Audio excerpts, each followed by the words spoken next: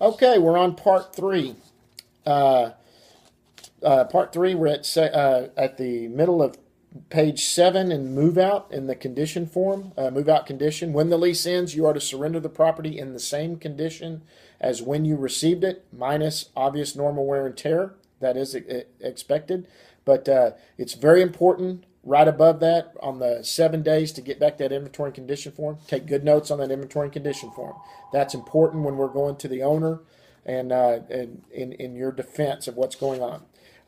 Part B defines normal wear and tear, surrender, abandonment. Abandonment is if we go to the property, you're not responding, and it looks like the property has been abandoned and there's no electricity and stuff there. We don't need to go through the courts. We can actually just post the door with a 24-hour notice that if we come back the next day and it's gone, then we will go ahead and take everything out of it. Any personal property, we're on page 8, that is left afterwards, we will dispose of. So if there's something left there, we'll take care of it.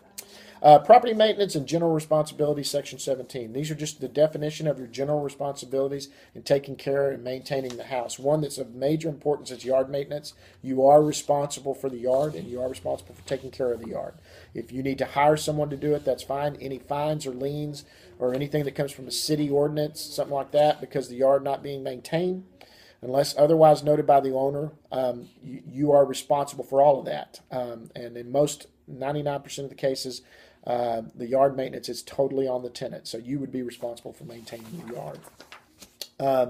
Go to page 9. We're at part C, pool and spa maintenance. If you have a pool or spa maintenance, there is a pool or spa addendum in the lease that you read over. Look at that, and that's what you would obviously take care of that, and you could look over that. And part D is your prohibitions going forward. Failure to maintain. If you fail to comply with any of the conditions that we have on here, you're obligated to perform and must immediately reimburse landlord the reasonable expenses. I mean, it's pretty self-explanatory there. Smoking, section F. We do not allow smoking in our properties. If you are a smoker, we just ask that you smoke outside of the property.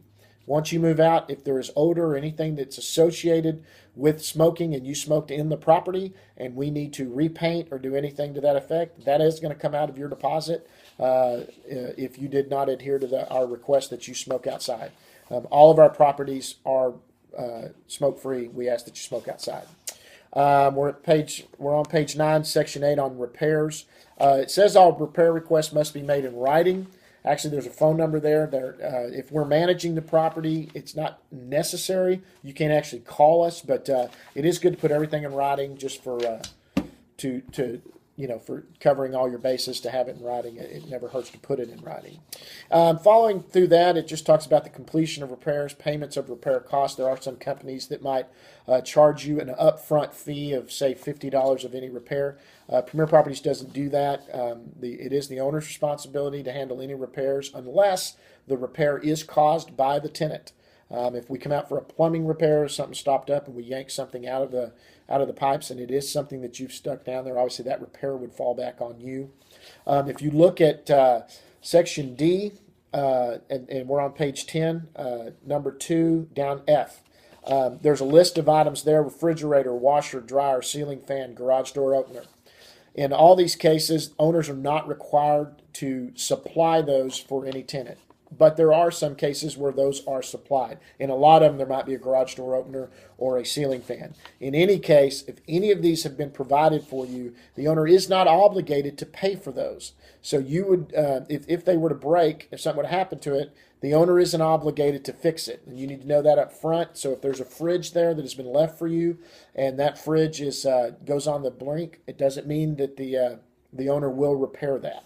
Not saying they won't, but they don't have to. So going from there. And we'll go on from page 6. We're going to go on to page 11. I'm sorry, page 10 to page 11. Security devices and exterior doors. That's pretty self-explanatory. Smoke alarms. You're going to have your smoke alarms. They should be one in every room working. If they require batteries, you're responsible. The batteries are fresh once you move in. You'll be responsible to replace any batteries coming out of there. Liability holdovers. If you said you were going to move out at the end of the term of your lease, and that was on an example would be January 31st, you were supposed to be out, and February 5th you were still there, that is a holdover, and that's what we do on that. Okay, we're coming on to page 12. That'll be the end of section 3. We'll go on to section 4 and start there.